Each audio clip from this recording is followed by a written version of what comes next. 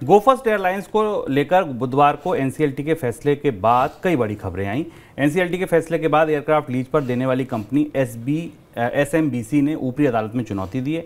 NCLT ने अपने फैसले में गोफर्स्ट को दिवालिया आवेदन मंजूर कर लिया था। आशंका जताई जा रही है कि एनसीएलटी के फैसले की वजह से एयरलाइंस कंपनियों के लिए एयरक्राफ्ट लीजिंग की लागत बढ़ जाएगी, क्योंकि एयरक्राफ्ट लीज पर देने वाली कंपनियां अब 6 महीने तक गोफर्स्ट से एयरलाइंस अपने एयरक्राफ्ट वापस नहीं ले पाएंगी। इस बीच खबर यह भी आई कि 24 मई से गोफर्स्ट फिर से उड़ानें शुरू कर सकता है।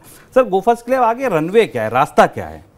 गोफर्स्ट का बैंक्रप्सी दायरे में जाने के बाद उलझने कई तरीके की हैं। अब जैसे एक चीज़ तो ये हुई कि बैंक्रप्सी दायरे में जाने के बाद गोफर्स्ट को मॉरिटोरियम मिल गया कि उसकी संपत्तियों पर कब्जा नहीं हो पाएगा, उसकी संपत्तियों को नहीं अधिकृत नहीं किया जा सकेगा, खासतौर से उसकी जो महत्वपूर्ण संपत्तियां हैं वो एयरक्राफ्ट हैं।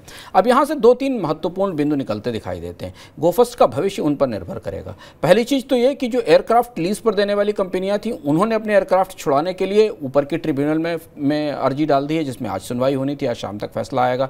कल हम आपको बताएंगे अगर फैसला आता है कि क्या वो एयरक्राफ्ट गोफर्स्ट के कब्जे में रहेंगे या वो जो फ्लाइंग इंफ्रास्ट्रक्चर है वो बाहर निकल आएगा। क्योंकि इन कंपनियों का कहना है कि अगर ये लिटिगेशन लंबा खिंचता है, जिसकी संभावना है, तो इनके एयरक्राफ्ट्स का क्या होगा।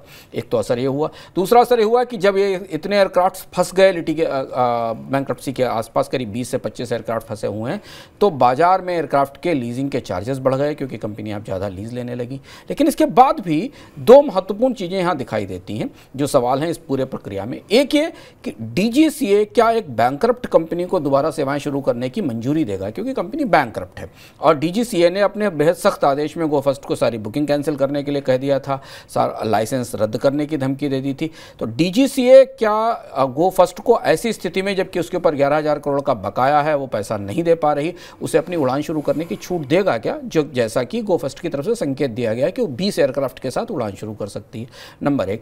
दूसरे सवाल का जवाब भी मिलना बाकी है कि क्या बुकिंग एजेंट्स इसकी बुकिंग शुरू करेंगे ऐसी स्थिति में गोफर्स्ट के टिकट्स की, जब उनके 900 करोड़ रुपए के आसपास फंसे हुए हैं, जो अभी बैंक्रप्सी कोर्ट से फैसला आने में 6 महीने लगेंगे। तो क्या गोफर्स्ट को उस नेटवर्क का समर्थन मिल पाएगा या मदद मिल पाएगी जिस नेटवर्क के जरिए वो अपने टिकट्स बेचती थी। और तीसरा और सबसे महत्वपूर्ण सवाल ये कि क्या एनसीएलटी वाडियास को इसे दोबारा टेक ओवर करने की छूट देगा, क्योंकि भारत के बैंक्रप्सी कानून के तहत एक कंपनी जिसका मालिक उसे दिवालिया घोषित कर चुका है, वो दोबारा उसका अधिग्रहण नहीं कर सकता। और अगर ऐसा नहीं है तो इसके रेजोल्यूशन प्रोसेस में कौन सी ऐसी कंपनी आएगी जो 11,000 करोड़ का कर्ज उठाकर इसे रेजोल्यूशन करने की कोशिश करेगी, जबकि हमें पता है कि जेट एयरवेज अभी रेजोल्यूशन के दरवाजे पर ही खड़ी हुई है, उसका रेजोल्यूशन नहीं हो सका है। एक एयरलाइंस पहले ही बिकने के लिए तैयार खड़ी है, तब दूसरी तरफ इसका रेजोल्यूशन करने के लिए कौन आएगा। इन 3 बेहद महत्वपूर्ण सवालों के जवाब अभी स्पष्ट नहीं है। तात्कालिक तौर पर हमारी निगाह इस बात पर रहेंगी कि भारत का जो सिविल एविएशन रेगुलेटर है डीजीसीए, वो क्या फैसला लेता है। एक चीज कि वो गोएयर को दोबारा उड़ने की छूट देगा, और दूसरा ये कि क्या एयरक्राफ्ट की लीज करने वाली कंपनियों को ट्रिब्यूनल से कोई राहत मिलती है और उनके जहाज गोएयर को गोफर्स्ट को वापस करने पड़ सकते हैं। ये 2 महत्वपूर्ण नए घटनाक्रम है जिन पर हमारी निगाह रहेगी।